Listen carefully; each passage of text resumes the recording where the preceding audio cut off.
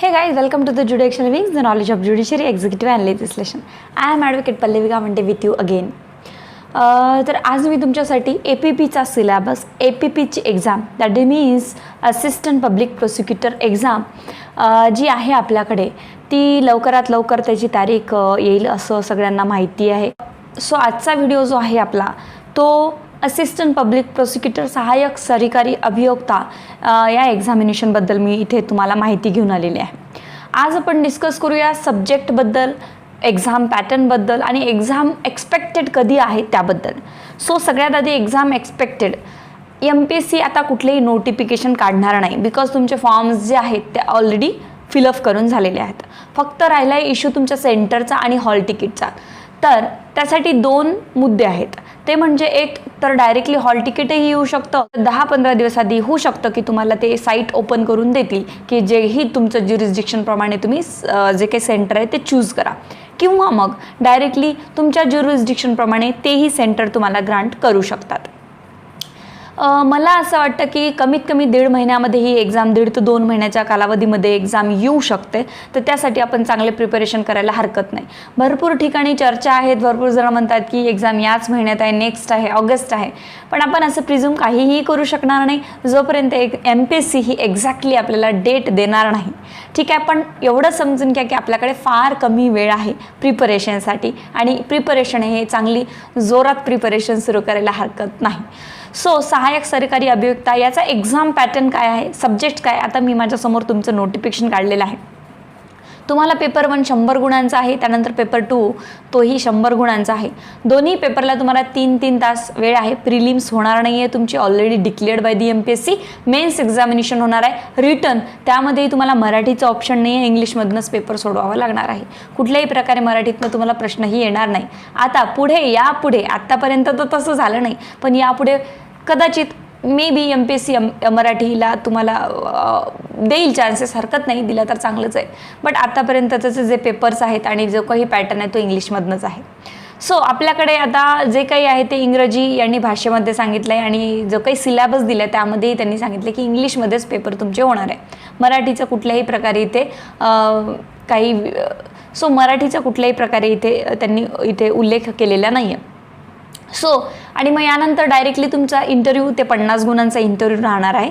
So prelims नाही, men's examination आणि interview 2 paper आहेत, 100-100 मार्काचे. एकाच दिवशी हे पेपर होतील. सो बघूया आता अभ्यासक्रम आणि तुमचं जे काही सिलेबस आहे तो काय आहे. तर सगळ्यात महत्त्वाचा पेपर 1 साठी तुमचा सिलेबस आहे CRPC evidence and IPC.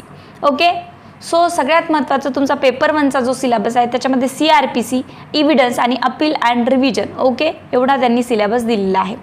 So criminal procedure code with amendments, CRPC आणि त्याच्या काही जे अमेंडमेंट्स आणि जे पर्टिक्युलर सेक्शन्स त्यांनी दिलेले आहे 125A, 41(2), जे काही 105, 384, 372 अपील वगैरे हे सगळे तुम्हाला इथे सेक्शन्स दिलेले आहे. हे सेक्शन्स तुम्हाला चांगल्या प्रकारे आन्सर तयार करून इथे अभ्यास करायचा.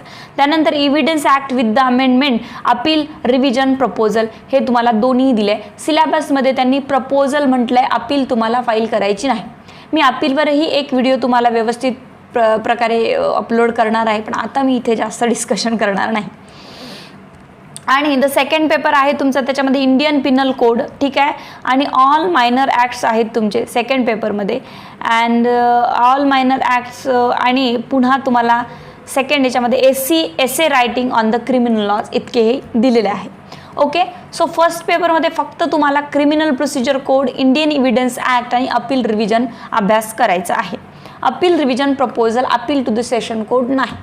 सो क्रिमिनल प्रोसिजर कोडमध्ये आता काय करावं काय नाही करावं यासाठीही मी सेपरेट व्हिडिओ घेऊन येईन, पण मी तुम्हाला आवर्जून सांगते की IPC, CRPC आणि इव्हिडन्स हे तुमचे जिस्ट आहे एक्झामचे, कोर आहेत एक्झामचे, ते तुम्ही प्रॉपरली अजिबात करायला विसरू नका. ओके, टिपिकल तुम्हाला जेवढे सेक्शन्स आहेत जे CRPCमध्ये महत्त्वाचं आहे त्याच्यावर चांगल्या प्रकारे अभ्यास करा. इव्हिडन्समध्ये जे महत्त्वाचं आहे त्याच्यावर चांगल्या प्रकारे अभ्यास करा. आणि अपील रिव्हिजन तर तुम्हाला करायचंच आहे. अपील रिव्हिजनचे कमीत कमी 10 फॉर्मॅट व्यवस्थित, अपील, रिव्हिजन, प्रपोजल, एकतर अपील प्रपोजल किंवा रिव्हिजन प्रपोजल, 2 पैकी कुठल्याही प्रकारे तुम्ही तयारी करू शकतात. भरपूर लोकांचं कन्फ्युजन आहे की ड्राफ्ट अपील येत नाही. त्यांनी ते सिलेबसमध्येच तुम्हाला अपील अँड रिव्हिजन प्रपोजल दिले. तुम्हाला proposal to the DM, that is district magistrate, in the non bailable offences and in the bailable offences to the L&J, that is मंत्रालयामध्ये तुम्हाला हे प्रपोजल फाईल करायचं आहे. अपील फाईल करायची नाही आहे. ठीक आहे, तरी तुम्ही सारखंच आहे, फक्त थोडाफार फॉर्मॅट चेंज होतो, बाकी इतकं काहीही नाही आहे. ते चुकीचं आहे अपील फाईल करणे. सो मी यावरही व्हिडिओ तुम्हाला अपलोड करेल. बट तुम्ही CRPC, इव्हिडन्स आणि अपील रिव्हिजन हे चांगल्या प्रकारे केलं तरच तुमचा पेपर निघू शकतो. इव्हिडन्स ॲक्ट CRPCचा खूप चांगला अभ्यास तुम्हाला करावा लागणार आहे. रेग्युलर विषय आहेत आपले, प्रोसिजरल विषय आहे, त्यात इतकं काहीही अवघड नाही आहे. पण अभ्यास कुठल्या प्रकारे करावा, शॉर्ट नोट्स, लॉंग नोट्स कशा प्रकारे लिहावे, इंट्रो कसा सुरू करावा, सेक्शन, यासाठी smart work with the hard work दोन्हीही तुम्हाला करणं गरजेचं आहे. त्यानंतर येऊया पेपर सेकंडमध्ये. पेपर सेकंडमध्ये काही स्किप पार्ट करू शकता. That is Indian Pinal code बिलकुल स्किप करायचं नाही आहे. जेवढेही सेक्शन दिले तेवढे चांगल्या प्रकारे with the answer writing practice करायची आहे. त्या पेपर्समध्ये, ज्या सब्जेक्टमध्ये जेवढेही तुम्हाला इथे सेक्शन्स दिलेले आहेत तेवढे प्रॉपरली अभ्यास झालेला असावा. विथ द रायटिंग, की तुम्ही क्रिमिनल, लाईक आता इंजुरी आहे, व्हॉलंटरीली आहे, पब्लिक सर्वंट आहे, then criminal conspiracy, general exception, हे सगळे IPC मधले properly, culpable homicide, murder, differentiate between, हे सगळे तुमचे व्यवस्थित व्हायला हवे. ठीक आहे, त्यानंतर येऊया मायनर ॲक्ट्सकडे. मायनर ॲक्ट्स काय म्हणतात? ओके, सो आपल्याला इथे 15 मायनर ॲक्ट्स दिलेले आहेत, बट आपल्याला करायची यांची स्मार्ट स्टडी. ठीक आहे, जेव्हा खूप सारं दिलेलं असतं त्यातनं काय काय आपण लेफ्ट करायचं हेही महत्त्वाचं आहे. काय करावं व काय नाही करावं याचाही अभ्यास करणे अत्यंत महत्त्वाचं आहे. ही स्ट्रॅटेजी आपल्याकडे असायला हवी.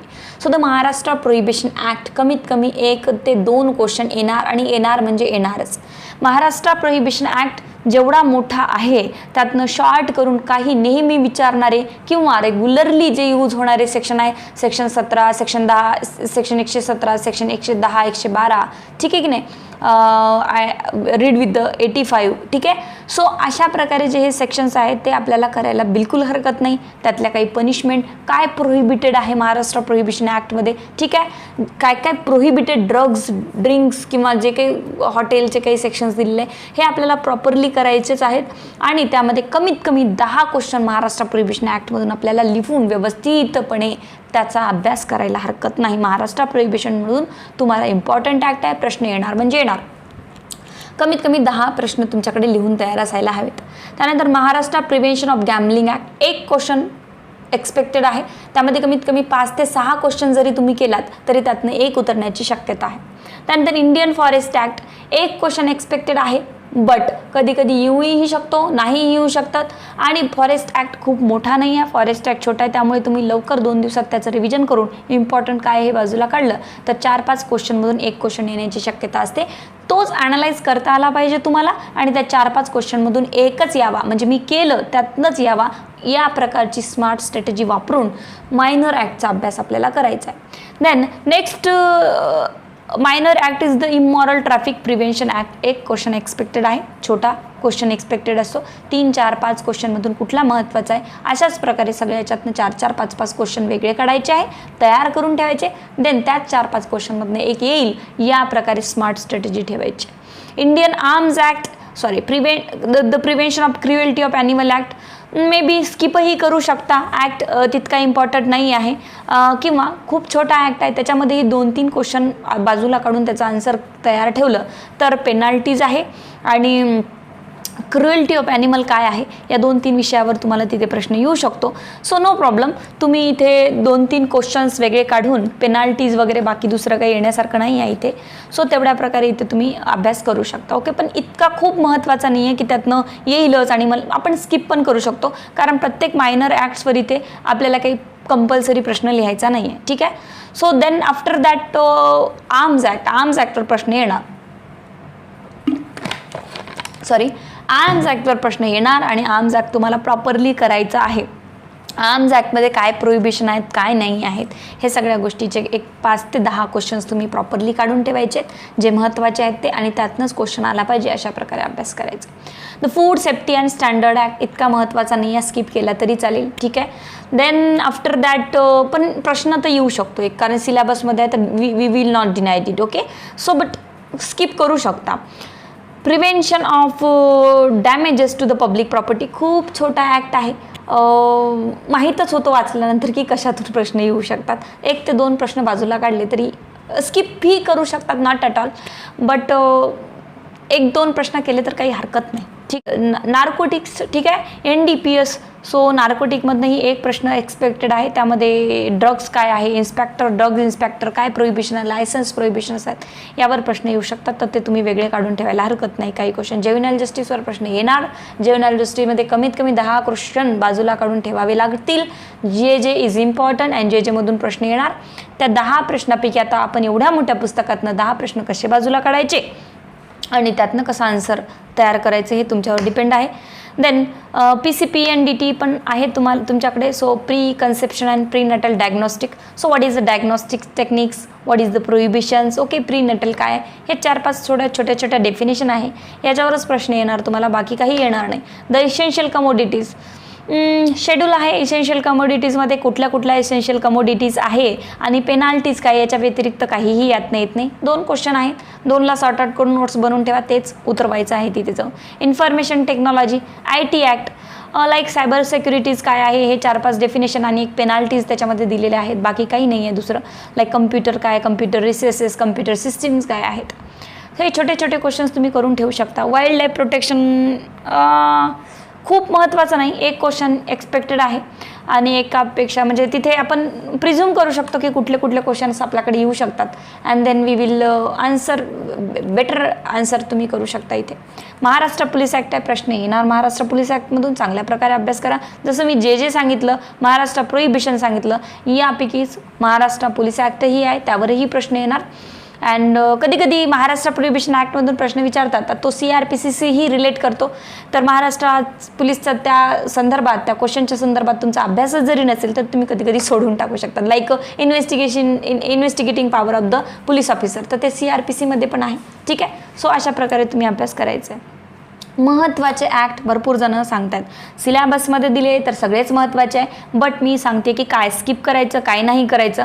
पण मी टोटली स्किप करायला अजिबात सांगत नाही. मी फक्त एवढं सांगते तुम्हाला की कुठल्या ॲक्टला जास्त फोकस करायचा, कुठल्या ॲक्टला कमी, कुठल्या ॲक्टमधनं जास्त क्वेश्चन्स बाजूला काढायचे, कुठल्या ॲक्टमधनं कमी, मी एवढं सांगू शकते. त्यामध्ये महाराष्ट्र प्रोहिबिशन ॲक्ट महत्त्वाचा आहे, यातनं जास्त 10पर्यंत क्वेश्चन निघू शकतात. महाराष्ट्र गॅम्बलिंग ॲक्ट इतका तेवढा महत्त्वाचा नाही, 3-4-5 क्वेश्चनपर्यंत आपण स्टडी करायचे. इंडियन फॉरेस्ट ॲक्ट महत्त्वाचा नाही आहे, त्याच्यामध्ये सुद्धा आपण 3-4-5 पर्यंतच अभ्यास करायचा आहे. ट्रॅफिकिंगमध्ये 1 क्वेश्चन येणार आणि याच्यामध्ये 5 ते 6 क्वेश्चन्सची तयारी आपली हवी आहे. प्रिव्हेन्शन ऑफ क्रुएल्टी ऑफ ॲनिमलमधून 1 क्वेश्चन येणार. कमीत कमी 5 ते 6 क्वेश्चन्स तुमच्याकडे तयार असावे. इंडियन आर्म्स ॲक्टमध्ये कमीत कमी 7 ते 8 क्वेश्चन तुमचे तयार असावे. आर्म्स ॲक्टमधून 100% प्रश्न येणार. फूड सेफ्टीमधनं कमीत कमी 5 क्वेश्चन तयार असावे. यावरही तुम्हाला प्रश्न येऊ शकतो, स्किप करू शकता, not at all. Prevention of damages skip करू शकता पूर्णच्या पूर्ण ॲक्ट, पण कमीत कमी 2 ते 3 प्रश्न जरी बाजूला काढले तरी जर प्रश्न आला तर सोडवू शकता. त्यानंतर आहे नार्कोटिक ड्रग्स आहे आणि त्यानंतर आहे नार्कोटिक ड्रग्स, तर 1 क्वेश्चन एक्सपेक्टेड आहे आणि 5 क्वेश्चन जरी केले त्यातले महत्त्वाचे तरी त्यातनं 1 येण्याची शक्यता असते. जे व्यवस्थित करावा त्यातनं कमीत कमी 10 क्वेश्चन्स बाजूला काढून ठेवावे. जेवर कमीत कमी 1 किंवा 2 प्रश्न एक्सपेक्टेड आहे. PCPNDTवर 1 किंवा 2ही प्रश्न एक्सपेक्टेड असू शकतात आणि PCPNDT खूप सोपा ॲक्ट आहे, छोटाही आहे, तुम्ही करायला हरकत नाही. एसेन्शियल कमोडिटीवर 1 तर 5 क्वेश्चन तुम्ही बाजूला तयार करून ठेवा, त्यापैकीच 1 येईल.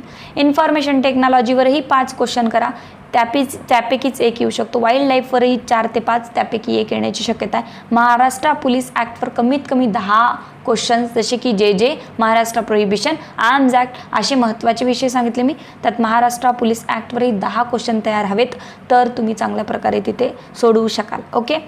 Now next important point is essay writing. Okay. So essay writing on the criminal law clear केलं आहे त्यांनी की क्रिमिनल लॉवरच तुम्हाला एसे येणार आहे. So what is the criminal law, काही अमेंडमेंट्स आहेत किंवा तुमचे हे सगळे मायनर ॲक्ट्स आहेत, जसं की SC/ST आहे, जसं की लाईक इमॉरल ट्रॅफिकिंग आहे, ड्रग्ज ॲक्ट आहेत.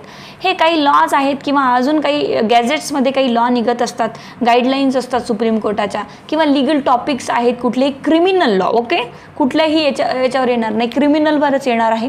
सो एसेवर कमीत कमी 10-20 तुमचे एसे जर तयार असेल तर तुम्ही चांगल्या प्रकारे तिथे इन्ग्रेडियंट्स जरी पाठ करून गेलात तरी एसेवर तुम्ही चांगल्या प्रकारे प्रेझेंट करू शकतात. सो इथे स्पष्ट केलं आहे त्यांनी, कुठल्याही प्रकारे कन्फ्यूज व्हायची गरज नाही आहे की 3-3 तासाचा वेळ आहे, तुम्हाला इंग्रजीतनंच पेपर सोडवायचा आहे. IPC CRPC एव्हिडन्समधले टिपिकल सेक्शन्स दिले, त्या सेक्शन्सवरच अभ्यास करायचा आहे, बाकी स्किप करा. देन IPC मात्र खूप चांगला स्टडी करा. सो कारण IPCमध्ये स्कोर गेला तिकडे मायनर ॲक्टचा एखादा क्वेश्चन नाही आला तरी हरकत नाही, आणि मायनर ॲक्टवरही तुम्हाला काही पूर्ण क्वेश्चन्स कंपल्सरी नाही येणार आहे. राईट आन्सर फ्रॉम 5 to असं काही येईल, त्यामध्ये तुम्ही सोडू शकता. म्हणजे 5 पैकी 3, 7 पैकी 3, 7 पैकी 5, वॉटेवर जे काही आहे एक्झाम पॅटर्न त्यानुसार येऊ शकतं. एसेलाही त्यांनी क्रिमिनल लॉवरच सांगितलं, त्यामुळे ते कन्फ्यूज होण्याची गरज नाही. Appeal and revision, this is the most important part of the part paper 1. So paper 1मध्ये चांगल्या प्रकारे अपील फ्रेम करायचं आहे तुम्हाला. लाईक अपील कुठे जाणार, बेलेबल असेल तर मंत्रालय, किंवा नॉन बेलेबल असेल तर डिस्ट्रिक्ट मॅजिस्ट्रेटकडे अपील जाणार. प्रपोजल फाईल करायचं आहे. Don't draft appeal to the session court, that is the power of the additional public prosecutor, not the assistant public prosecutor. We are preparing and giving exam of the public prosecutor, assistant public prosecutor, not additional. Okay, so आपल्याला assistant public prosecutor ची exam द्यायची आहे. खाली जेव्हा proposal file करू तेव्हा assistant public prosecutor नाव आलं पाहिजे. जर अपील फाईल कराल तर खाली additional public prosecutor नाव येईल in the session court. Okay, ते पॉवर आपल्याला नाही दिले आतापर्यंत. ओके, JMFC जे जजमेंट काढते त्या जजमेंटवर आपल्याला appeal proposal to the DM in the non bailable और इन द बेलेबल मंत्रालयामध्ये प्रपोजल फाईल करायचा आहे. Just to the DM and through the assistant public directorate यांच्या थ्रू ही अपील प्रपोजल जात आहे. Proposal under section 378A1A of the on the acquittal और 377 जर इनसफिशियंट आणि इन ॲडव्होकेट पनिशमेंटवर आलं तर मोस्टली प्रॉबॅबिलिटी 99% तुम्हाला ॲक्विटलर 378 1 वरच येणार आहे. तरीही आपण राहू द्यायचे एक सोबत इनसफिशियंट आणि रिव्हिजनचं फॉर्मॅट. सो जेव्हा जजमेंट आपल्याला पटत नाही किंवा तुम्हाला वाटते की इनजस्टिस झाला आहे, अक्यूजला पनिशमेंट व्हायला पाहिजे होती, तर तेव्हा तुम्ही जे काय ते एक प्रपोजलचा फॉर्मॅट तयार करायचा आहे. प्रपोजलच्या फॉर्मॅटमध्ये तुम्ही कुणाला प्रपोजल करताय हे तुमचं लक्षात असू द्या. सेक्शन कुठले बेलेबल आहेत, कुठले नॉन बेलेबल आहे हे थोडंसं लक्षात असू द्या. त्यानंतर प्रपोजलचा फॉर्मॅट करा, ब्रीफ स्टोरी लिहा आणि नंतर ग्राउंड लिहा की कुठल्या ग्राउंडवर तुम्ही इथे प्रपोजल फाईल करत आहेत, कुठल्या प्रकारे इथे इनजस्टिस केलेलं आहे. खालील कोर्टाने LLC लंडन लोअर कोर्टाने चुकीचं जजमेंट दिलेलं आहे आणि ते आम्हाला मान्य नाही. We are aggrieved, prosecution is aggrieved for that particular judgement and order and then appeal और appeal proposal may be allowed. Okay, so अशा प्रकारे प्रेयर करायची आणि अपील प्रपोजल दाखल करायचे. खाली असिस्टंट पब्लिक प्रोसिक्युटरच नाव यायला हवं. इथेही दिलेलं आहे सिलेबसमध्ये MPSCनी की appeal and revision proposal. Okay, so proposal file करायचं आपल्याला, अपील नाही. कुठे भरपूर ठिकाणी चुकीचं सांगण्यात आलं आहे की draft appeal. So draft appeal आलं तरी प्रपोजलच फाईल करायचं आहे, हे लक्षात असू द्या. कमीत कमी 10 प्रकारचे वेगवेगळ्या सेक्शनचे आपल्याला प्रपोजल तयार करून ठेवा आणि चांगल्या प्रकारे अभ्यास करा. ओके, सो बाकी प्रपोजल अपीलवरही मी एक लेक्चर घेऊन येईल, एसे रायटिंगवरही एक सेपरेट लेक्चर घेऊन येईल मी. तर क्लासेस ऑलरेडी सुरू आहे, मायनर ॲक्टचेही क्लासेस सुरू आहे, APPचे अपील रिव्हिजनचेही सुरू आहे आणि एसे रायटिंगचंही थोड्याच दिवसात सुरू होईल.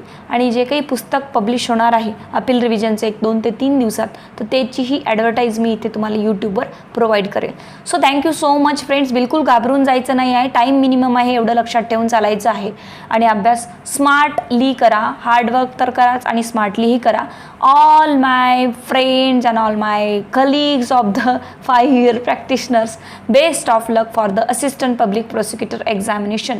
Thank you so much.